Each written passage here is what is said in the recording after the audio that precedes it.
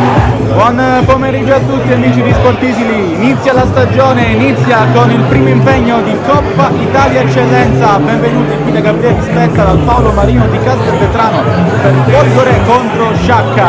Non preciso Scozzari, può ripartire quindi lo Sciacca contro Piede dei Verdi, può andare lo Sciacca, pallone in verticale a cercare Pizzitola che mette al centro per Ala e colpisce male.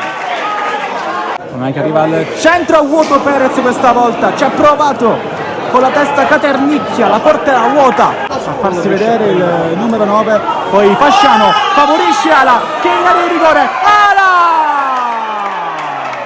Sciacca in vantaggio, ha segnato il 17, che ha tanti assenti, qua rischia Modù, attenzione a questo pallone!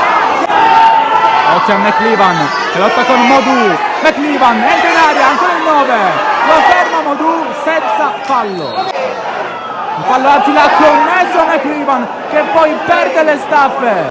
Mastro Simone estrae il secondo cartellino giallo per McLevan. Prende palla Caternicchia, la giocata del 2, entra in aria, pallone al centro, Falciano forse era in fuorigioco, in rovesciata addirittura, ha provato Teliz.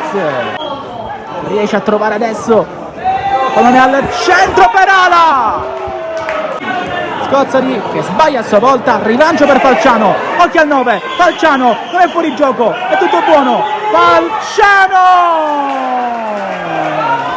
assist e gol per il numero 9 che mette il suo timbro su questa gara, sulla prima con la maglia dello Sciacca. 0-2. Pallone adesso ancora una volta largo per Caternicchia che si infila con una serie di maglie blu, alla fine rende il pallone giocabile per Falciano, doppia deviazione Caternicchia, si fa trovare pronto il numero 2 e trova la rete dello 0-3. Adesso il destro a lontano, numero 18 Tirone, e questa è l'ultima emozione del match del Paolo Marino. Folgore, Castelvetrano 0, Unitas, Sciacca 3. Finisce così la gara d'andata del primo turno della fase regionale siciliana della Coppa Italia Eccellenza.